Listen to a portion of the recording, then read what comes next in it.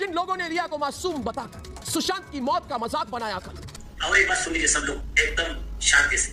दिशा सालियान के घर पे जिस दिन उसका मर्डर हुआ वहां पर सूरज पालचोरी, आदित्य ठाकरे और दीनो मोरिया तीनों का मोबाइल लोकेशन था।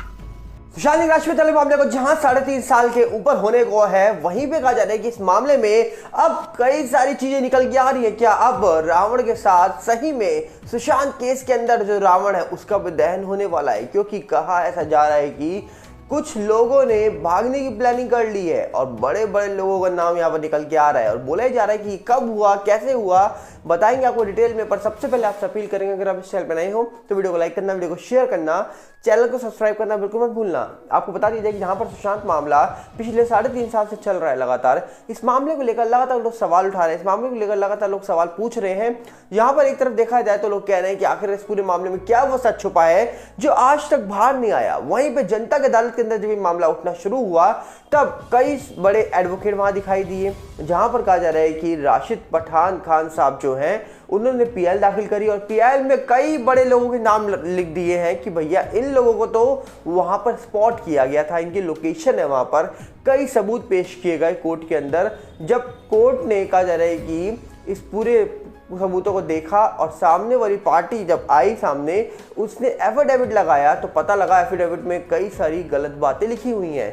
तब कहा जा रहा है कि मामला दोबारा उठता है और आप खुद सुनिए कि नीलेश ओझा जी ने क्या बताया है कि आखिरकार इस मामले में कुछ लोग भागने की फिराक में हैं, क्योंकि ये दावा बीजेपी के स्पोक पर्सन नीलेश राणे जी ने भी कर दिया है। खुद सुनिए आप।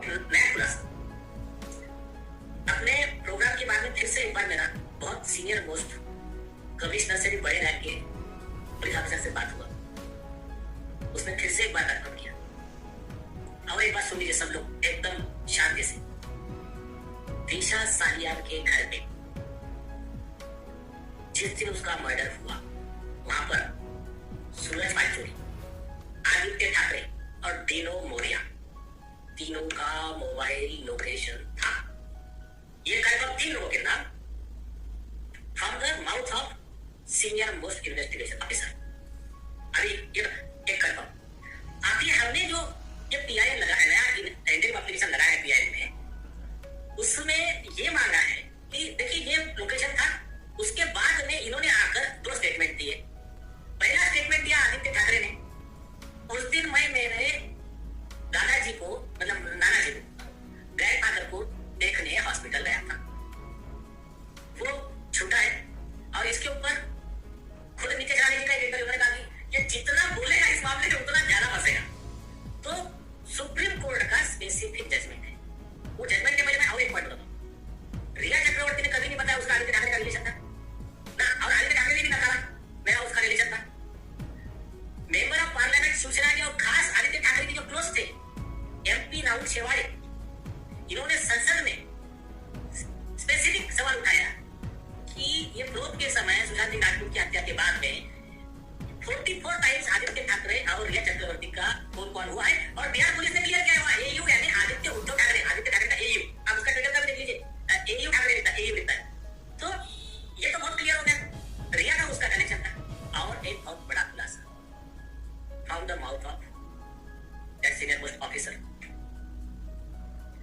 रिया चक्रवर्ती और आदित्य ठाकरे के ड्रग्स से संबंधित कनेक्शन थे। दोनों के व्हाट्सएप चैट रिकवर किए गए हैं और part of the investigation case diary है। दूसरी चीज अगर इसको मैं कहूँ तो इसको लॉ ऑफ कर्मा, कर्म फल सिद्धांत, उसको अगर मतलब अपने इसमें कहे तो इनके जो पाप होते हैं किसी व्यक्ति के, तो पाप का फल मतलब जब तुम्हारी एक सत्ता होती है तुम्हारे में, मतलब उसका क्या वर्ड कहते हैं कि तुम्हारे सर में जाता है, हमारी मराठी में माज बोलते हैं उसको।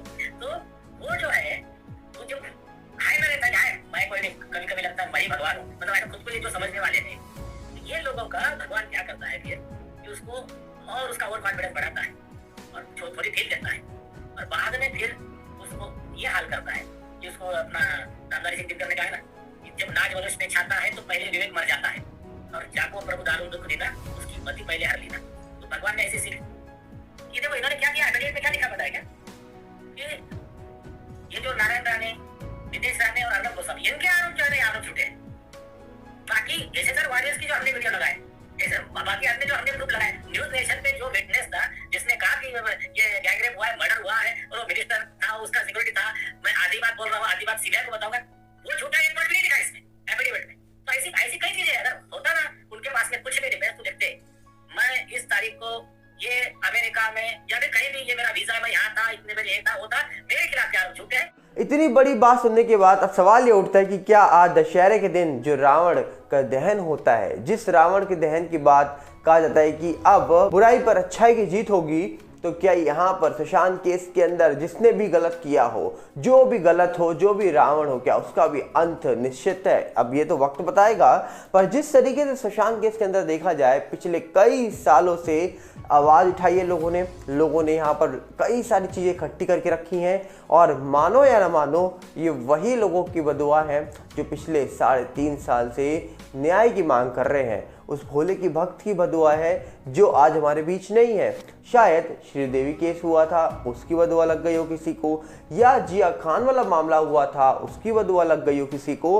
पर जिस तरीके से सुशांत मामला उठा है सोशल मीडिया के माध्यम से, काबिल तारीफ है। आज तक ऐसा मामला उठते हुए देखा नहीं मैंने, और वहीं पे ऐसे फैंस को नहीं देखा जो पिछले 3-3.5 साल से लगातार फाइट कर रहे हैं, सड़कों पे आ रहे हैं, सीबीआई दफ्तर कॉल कर रहे हैं, लेटर लिख रहे हैं। डेफिनेटली ये बहुत बड़ी बात होती है, और आज देख लिया उन फैंस की ताकत के बलबूते पर ये मामला आज इतना आगे बढ़ा कि खुलेआम नाम लिया जा रहा है कई लोगों का, बड़े बड़े नेताओं का, और ये बोला जा रहा है कि लंदन और साउथ अफ्रीका की टिकट बुक कर रखी है।